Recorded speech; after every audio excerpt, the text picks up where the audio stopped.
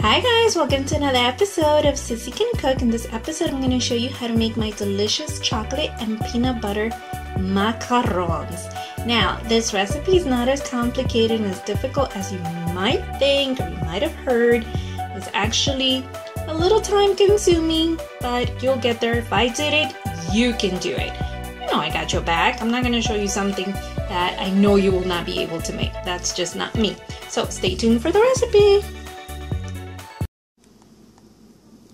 So the ingredients you need are almond meal or almond flour. This is basically blanched almonds that have been put into a food processor and very, very finely grinded. But I really recommend that if you're not experienced with that, you just buy it made. I buy the one, this Bob Red Mill.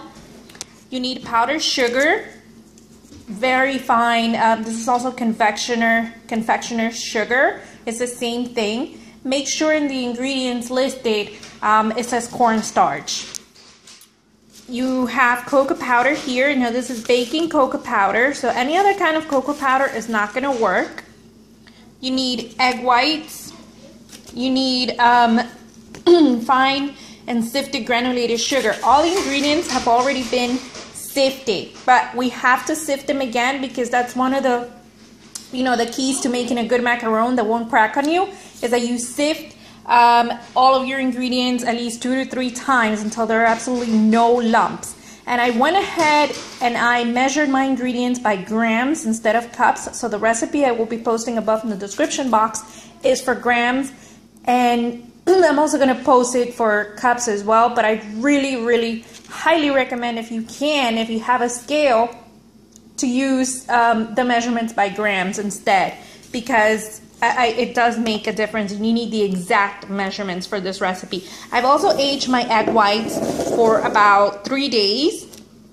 I feel that this makes a difference. I've made this recipe over 4 times already.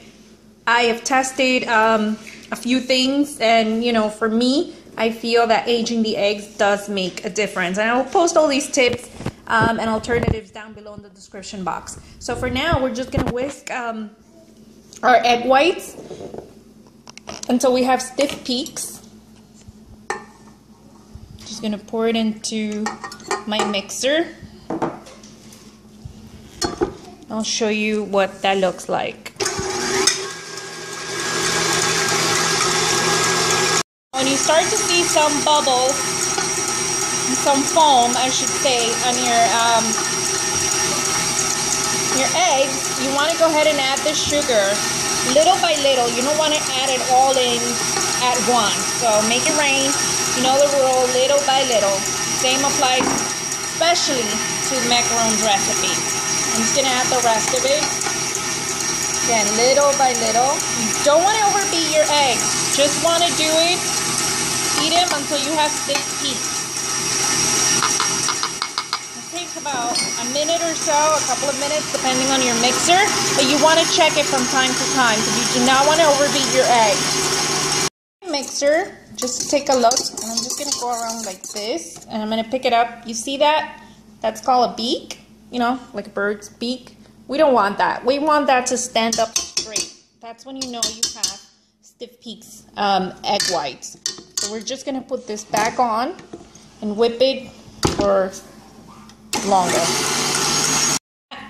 Now that's a stiff peak. So my eggs are perfect. So now I'm going to set this aside and we're going to move on to the next step, which is the mixture of the flour and sugar. So this step, like I said before, is extremely important.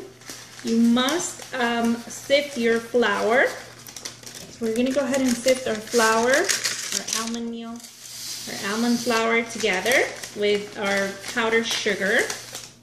And like I said, these have already been pre-sifted. They have been sifted before, so they're just going to be sifted again.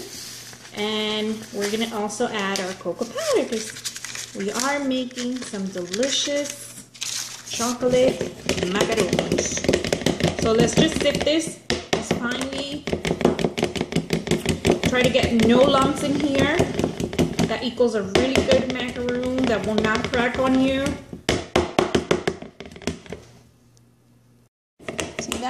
we don't want that in our macarons. So we're gonna set that aside, and now we're gonna work with our egg whites.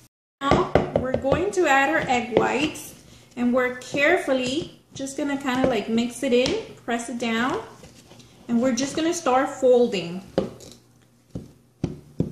We're just gonna start folding and scraping, folding and scraping. And you might notice your batter a little bit dry. When you make this with cocoa powder, for some reason that happens. It's a thicker batter than the regular macaron batter, which is also thick, but it's not as thick. So you want to just press down like I'm doing, and it's okay for you to flake your eggs, no big deal. And you want to go ahead and now add more eggs. This does take some practice.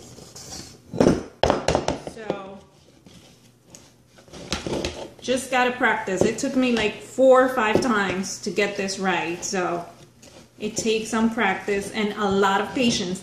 It's not a difficult a difficult recipe. It's just, you know, it's a process. Well, I guess you have a better view now. See how the batter starts coming together? So like I said, don't be scared if at first you feel like it's not gonna work. I've been there, and it does. Okay, you just have to use all of the egg whites from the bowl. So scrape your bowl, use all of the egg whites. You have to work this, but you don't want to over stir. You basically know your batter's ready when it kind of floats down like a lava from a volcano. That's what they said. I just go by when it's a thick, like cake batter consistency, but a thick one. So you just want to fold in, and I'll let you know exactly when that step comes.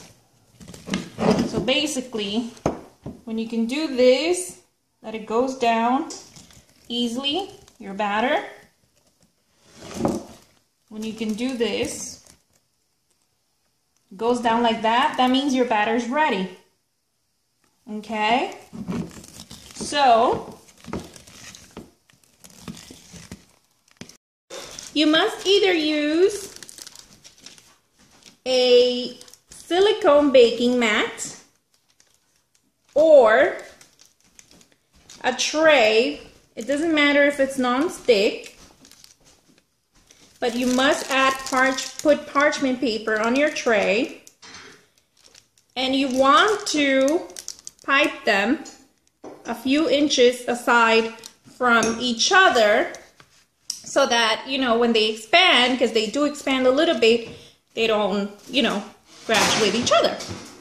So now that we've piped our macarons, we're just going to make sure we hold the paper on the side. And we have to give this a few taps, about 4 to 5 taps. What this does is release air. And you have to let this dry out for about 30 minutes, okay? And in about 30 minutes, I'm going to show you what you're looking for. Basically, you're just looking for the batter no longer to be sticky. So let them dry out for 30 minutes. When you have about 15 more minutes to go, you should preheat your oven to 300 degrees. So this is basically what we're looking for. You want to touch it, and it just kind of like slightly, I want to see if you can, it's like a shadow here. See that? Goes down like that, and you touch it, and there's, see, no wet batter. So again, you know, these are going to go into my oven that is preheated to 300 degrees for about 15 minutes. Around 7 minutes, what I like to do is flip the tray around. That works for me. Again, is another quick tip.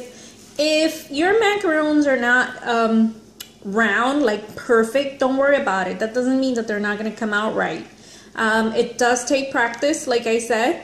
This is the second time I make the chocolate batch. I've made the other regular ones. This is my second time. The first one came out really good. So, you know, this one shouldn't be a problem. I've done it just like I did the other one. So you want to use your tray. Again, it doesn't matter if it's non-stick or not, because you need to put parchment paper, non-stick wax paper, on top of whatever tray you're baking them on. Or you can buy one of those silicone mats. They're about, some of them are $20, some of them are $30. Unless you're gonna bake a lot. I mean, I don't find they're necessary for cookies or anything, but it's good to have them if you can afford them. So while my macarons are baking, I'm gonna work on my peanut butter frosting, because these are chocolate and peanut butter frosting macarons. Let's get these guys into the oven. So my macarons baked for about 16 minutes. As you can see, they have the feet. That's what you're looking for. And they did not crack. So that means I did a decent job. So now we're gonna let these cool for about 30 minutes before we put our buttercream frosting. Now I'm gonna show you how to make that. So for your peanut butter frosting, you need a confectioner's powdered sugar, peanut butter. I use the creamy one. You use, you know, you can use crunchy, but I don't recommend it for a frosting. So creamy is the way to go. And butter. Everything is at room temperature. Of course, you always keep your peanut butter out of the fridge anyway. So it's nice and soft. My butter is at room temperature, nice and soft as well.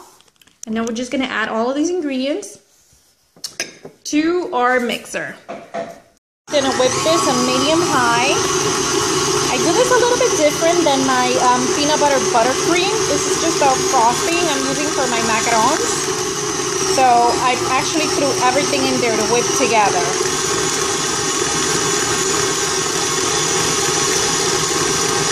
I'm gonna turn my mixer on low, and slowly I'm gonna add my powdered sugar, because I don't want a powdered sugar facial.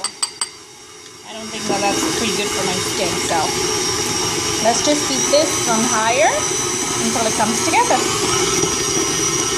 I just stopped my mixer, and I'm gonna give this a scrape, and we're gonna beat it again for about a minute, and that's it.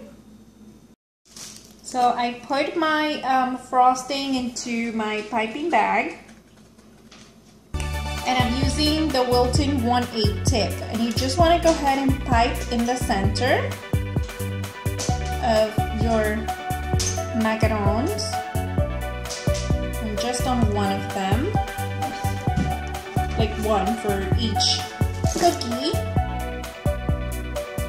and then you want to go like this.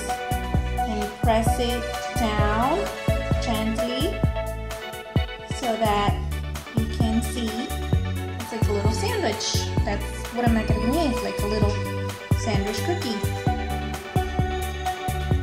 And there you go. So I'm just going to continue doing that for all of them.